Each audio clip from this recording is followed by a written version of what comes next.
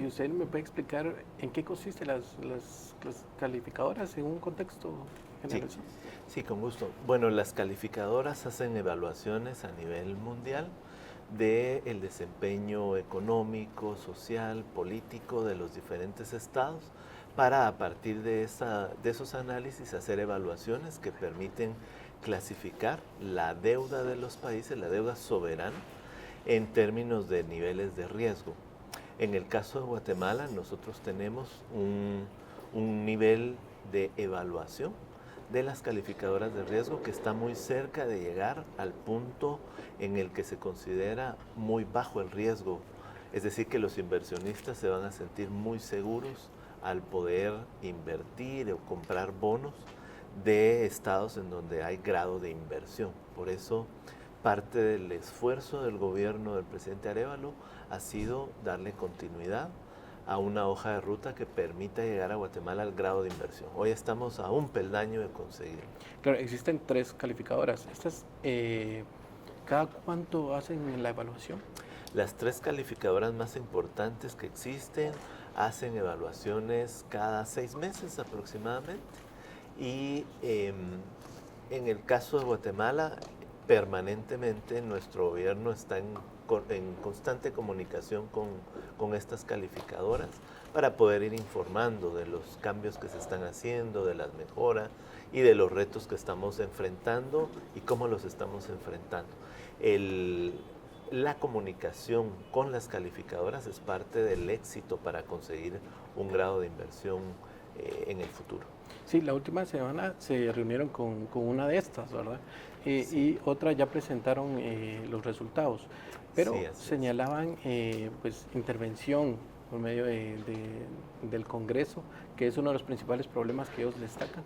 A ver, en el caso de Moody's, con ellos nos reunimos hace más de 4 o 5 semanas y ya emitieron un comunicado en el que hacen ver la fortaleza económica del país, la fortaleza de sus finanzas públicas, lo valioso que ha sido ir dando seguimiento a algunos elementos que habían quedado rezagados o que habían sido entorpecidos en gobiernos anteriores. Uno de ellos es precisamente la primera alianza público-privada que había estado incluso a punto de demandar la empresa al Estado de Guatemala, que nosotros, siguiendo el marco de la ley, lo hemos podido llevar adelante y ya la empresa que va a construir la autopista está lista para iniciar la construcción de la misma.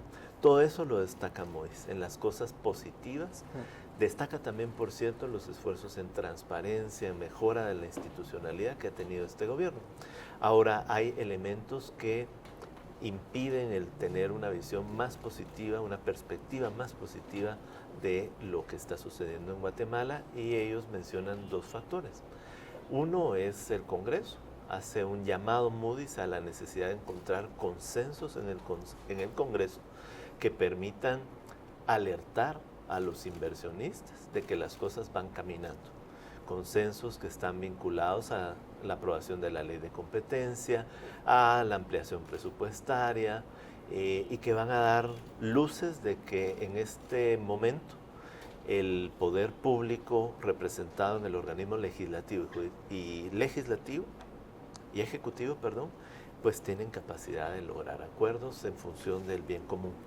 Y el otro tema que destaca que afecta el poder tener una perspectiva más positiva de país es que hay actores dentro del sistema judicial que están poniendo problemas y trabas al desarrollo y a la democracia. Es difícil y más bien no es posible esconder esa realidad cuando el propio Ministerio de Finanzas y yo como ministro también he sido afectado por un hostigamiento, en particular del Ministerio Público. Pero creo que el que una calificadora de riesgo lo anote como un tema importante nos hace un llamado como sociedad de que el problema de tener un Ministerio Público que no actúa en el marco de la ley es un problema que nos afecta a todos. La calificación de riesgo país, si logramos tener un grado de inversión, será una calificación que va a permitir al sector privado acceder a recursos de préstamos mucho más baratos y al sector público también.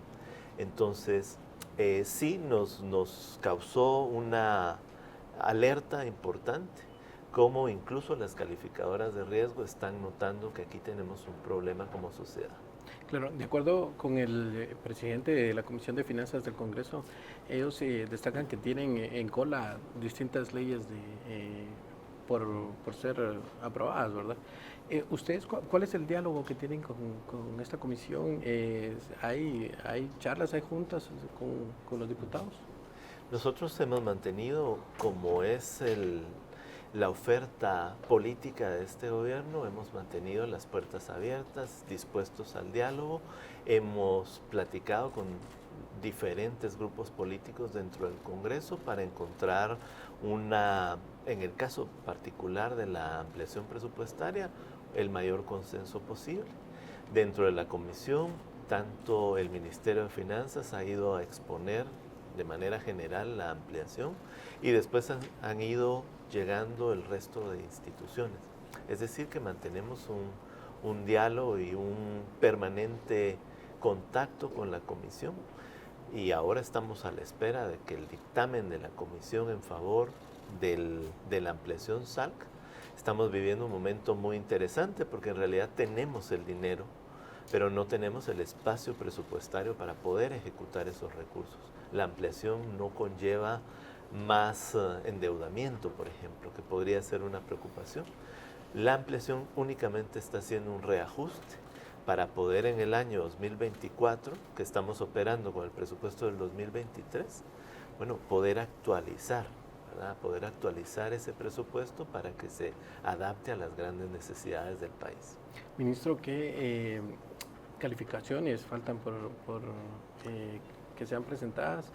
A su consideración, en estos 6 meses que vienen, ¿se podría mejorar la calificación? La mejora de la calificación es un proceso. Nosotros consideramos que sí va a ser determinante lo que podamos hacer en materia de la propia ampliación. La aprobación de la ampliación es un mensaje muy positivo para estas calificadoras. El proyecto de presupuesto que vamos a llevar al Congreso en septiembre también va a ser sujeto de una discusión, pero esperamos que sea también la posibilidad de encontrar consensos en favor del desarrollo de las y los guatemaltecos, pero que son consensos que son muy bien vistos en estas calificadoras. Otros temas que están en este momento en el Congreso y donde hay que llegar a hacer el debate que sea necesario tiene que ver con la ley de competencia.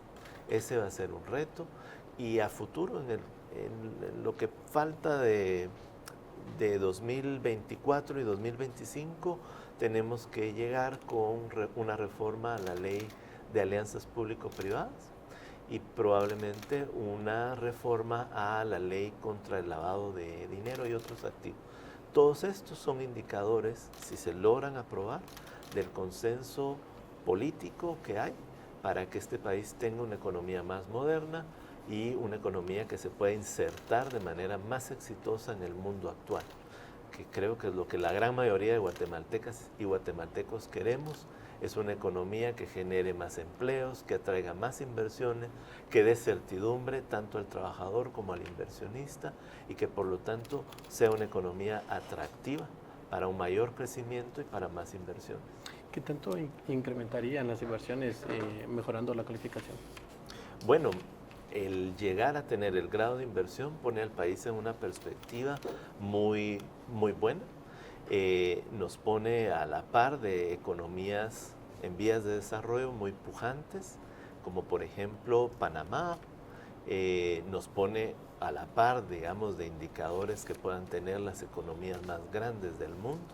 Y por supuesto, el grado de inversión desde el ámbito político es un sello que garantiza estabilidad política, instituciones más robustas, capaces de defender la democracia y por supuesto una perspectiva de crecimiento económico y de mejora social de mediano y largo plazo.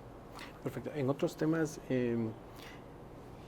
bueno, está la discusión del reajuste presupuestario, pero los diputados, una mayoría señala de que pues entró tarde, que probablemente no se llegan a los consensos. ¿Existe un plan B si llegase a no aprobarse la... Sí. Bueno, primero me gustaría aclarar que no se llega tarde con un reajuste porque la ley permite llegar en cualquier momento, ¿verdad? Entonces quizá sea una opinión, pero no es una opinión basada en dos razones. Una, la razón legal, porque se puede llegar en cualquier momento de acuerdo con la ley. Y en segundo lugar, se llegan a hacer reajustes en la medida en la que son necesarios.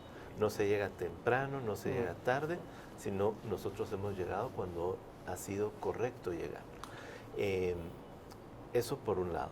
Por el otro, realmente el esfuerzo de plantear una iniciativa como la que hemos entregado al Congreso para el reajuste ha requerido tener diálogos con diferentes partidos y grupos políticos y en realidad coincidimos con la gran mayoría de congresistas, principalmente los congresistas distritales, a los que les están pidiendo, bueno, ¿y cuándo se van a remozar las escuelas también acá?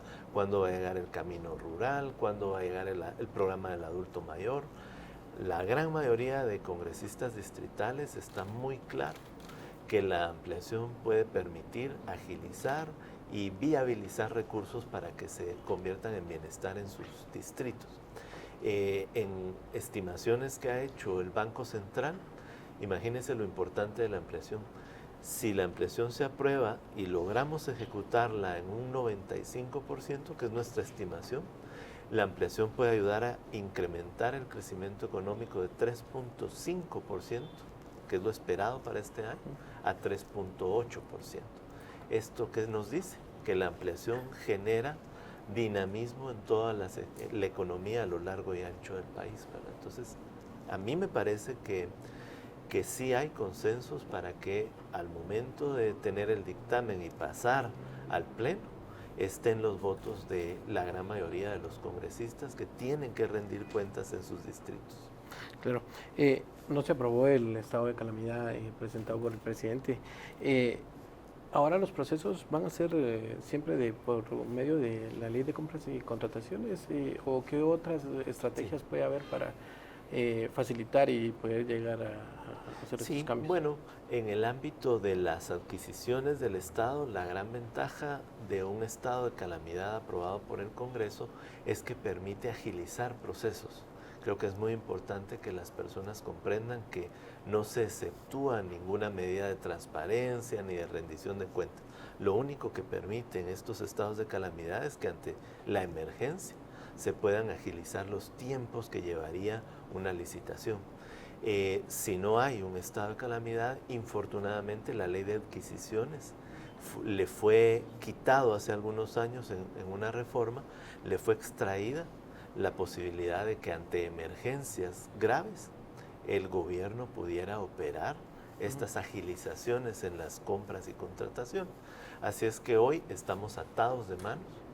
Por más que el gobierno tiene el dinero, tiene la intención de dar acciones rápidas que atiendan emergencias, estamos limitados porque la ley de adquisiciones del Estado está muy limitada para poder operar en contextos diferentes de la normalidad. ¿Se podría reformar esta ley? Es importante, nosotros estamos haciendo el análisis, hay que hacerlo con la cabeza fría también, no intentar parchar una ley, sino pensarla lo mejor posible para poder tener efectivamente una capacidad de adquisiciones que sea más ágil, que sea más transparente y que por supuesto cierre caminos a cualquier acto de corrupción. Ahora, por último, ministro, se presenta el reporte del primer semestre del gasto, ¿verdad? Así es. Se llega a 44.82%, muy similar al año anterior. ¿Lo ven positivo ustedes? Sí, nosotros estamos comprometidos no solo a ejecutar los recursos, sino a ejecutarlos bien. Y en ese sentido, nuestro porcentaje de ejecución en este momento es el mejor en promedio de los 5 años anteriores. Hemos estado conscientes y se han estado revisando aquellas entidades que están ralentizados, digamos, los procesos de ejecución. Las más evidentes son el Ministerio de Infraestructura, por razones clarísimas, ¿verdad? Ahí hay un esfuerzo de mejora y de cierre de caminos de la corrupción y de mejora de la institucionalidad, y eso es lo que ha estado rezagando la capacidad de ejecución de este ministerio. Pero en el resto de entidades, Ministerio de Salud, Ministerio de Educación y Ministerio de Gobernación, están haciendo los esfuerzos correctos en materia de ejecutar ágilmente, pero también ejecutar con calidad. De nada serviría ejecutar todo el presupuesto si este se filtró en actos de corrupción o en ineficiencias de gasto de inversión pública. Para el año 2025 vamos a tener un presupuesto mucho más fuerte en materia de inversión, y ahora mismo las entidades están terminando de hacer los ajustes para tener una mejor capacidad de ejecución de los recursos. Claro, bueno, el caso que más resalta es el del Ministerio de Energía y Minas, con solo un 15% de ejecución. Bueno, ahí hay un detalle administrativo. En la ampliación presupuestaria, en el reajuste, hay un capítulo que reajusta los aportes extraordinarios. Este ministerio tenía 150 millones de quetzales el año pasado para un subsidio al gas que no se está dando este año. Como el presupuesto de este ministerio es relativamente pequeño, el peso de mantener esos 150 millones de quetzales es lo que hace que se note que su ejecución no va en la mejor velocidad posible. Cuando extraigamos esos 150 millones, que por cierto se van a destinar a la tarifa social de energía eléctrica, y cuando lo extraigamos, este ministerio va a tener un nivel de ejecución que va a ir en sintonía con el promedio.